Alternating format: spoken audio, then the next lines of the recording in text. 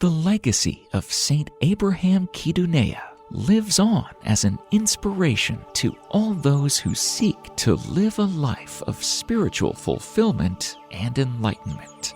His story is a testament to the power of faith, prayer, and self-denial, and a reminder that the pursuit of material possessions can never truly satisfy the human soul. Abraham was born to a wealthy family during the 3rd century. After receiving an excellent education, he was encouraged to get married by his parents. He followed the wishes of his parents, but after the wedding ceremony, he told his bride his desire to remain a virgin and dedicate his life to God. His bride accepted this resolution, and Abraham left the house. He escaped to a hermitage near Edessa, a city near Mesopotamia.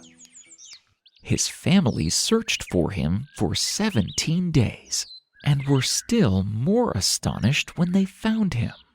"Why are you surprised?" he asked them. "Admire instead the favor God has granted me, the grace to bear the yoke of his service, which he has wanted to impose on me without regard to my unworthiness." He walled up his cell door, leaving only a small window open for the food which would be brought to him from that time on. Abraham lived there for many years, devoting himself to prayer, meditation, and manual labor. In the meantime, his parents died, and their wealth was inherited by him. He immediately asked his friend to give away all the wealth to the poor and needy. Abraham wept during his prayers. He was possessed of no other earthly goods but a cloak and a piece of sackcloth which he wore, and a little vessel out of which he both ate and drank. For 50 years he was never wearied with his austere penance and holy exercises, and seemed to draw fresh vigor from them every day. Through actions like this and his deep prayer life, Abraham became known throughout the region as a holy man, and many came to him for guidance. All who came to him were comforted by his discourses. His reputation even came to the ears of the bishop, who was in a dilemma during the time. A large town in his diocese of Edessa was still addicted to idolatry. They stoned and beat all the holy monks who attempted to preach the gospel to them.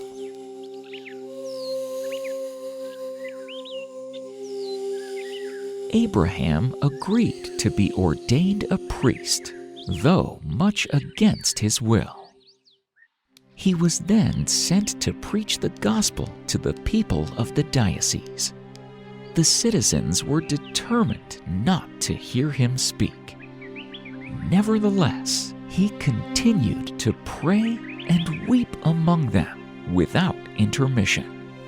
He was beaten, ill-treated, and chased away from the town more than 3 times. But he always managed to return with the same energy and zeal as he did the first time. After 3 years, the people were overcome by his meekness and patience, and being touched by an extraordinary grace, all demanded baptism. He stayed 1 year longer with them to instruct them in the faith, and on their being supplied with priests and other ministers, he went back to his cell. Once the conversions were complete, Abraham returned to his hermitage to continue his life of solitary prayer. One day, Abraham's brother died, and he left his only daughter to the saint's care. She was named Mary. He placed her in a cell near his own and devoted himself to training her in perfection. The girl became a beautiful young lady. One day, she was seduced by a cunning man and followed him to the city. There, she spent all the money she had inherited from her father and became a prostitute. For 2 years, the saint prayed earnestly for her. Her uncle did not know what had happened to her. Then, Abraham went in disguise as a soldier, left the house to seek the lost sheep.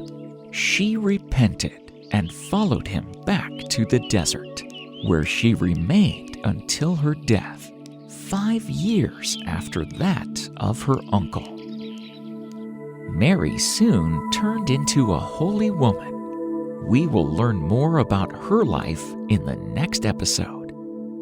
She received the gift of miracles, and her countenance after death shone as the sun. St. Abraham died 5 years before her, in about 370, at the age of 73. As news of his death spread, throngs of people from the countryside flocked to his cave to receive his blessing.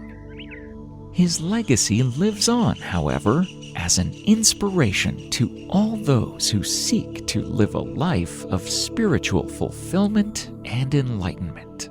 His story is a testament to the power of faith, prayer, and self-denial, and a reminder that the pursuit of material possessions can never truly satisfy the human soul.